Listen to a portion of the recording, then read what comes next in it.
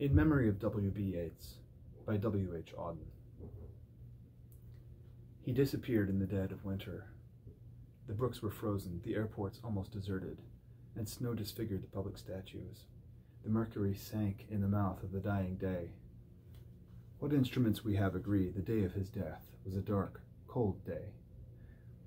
Far from his illness, the wolves ran on through the evergreen forests. The peasant river was untempted by the fashionable quays. By morning tongues, the death of the poet was kept from his poems. But for him, it was his last afternoon as himself, an afternoon of nurses and rumors. The provinces of his body revolted. The squares of his mind were empty. Silence invaded the suburbs. The current of his feeling failed. He became his admirers. And now he is scattered among 100 cities, and wholly given over to unfamiliar affections, to find his happiness in another kind of wood, and be punished under a foreign code of conscience. The words of the dead man are modified in the guts of the living.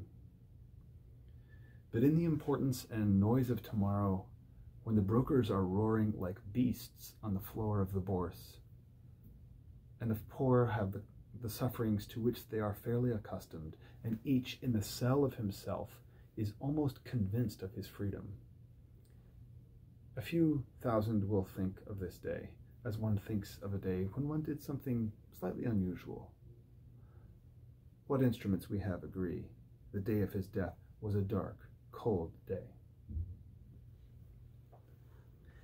You were silly like us. Your gift survived it all. The parish of rich women, physical decay, yourself. Mad Ireland hurt you into poetry. Now, Ireland has her madness and her weather still, for poetry makes nothing happen. It survives in the valley of its making, where executives would never want to tamper. Flows on south from ranches of isolation and the busy griefs, raw towns that we believe and die in. It survives, a way of happening, a mouth. Earth receive an honored guest. William Yeats is laid to rest.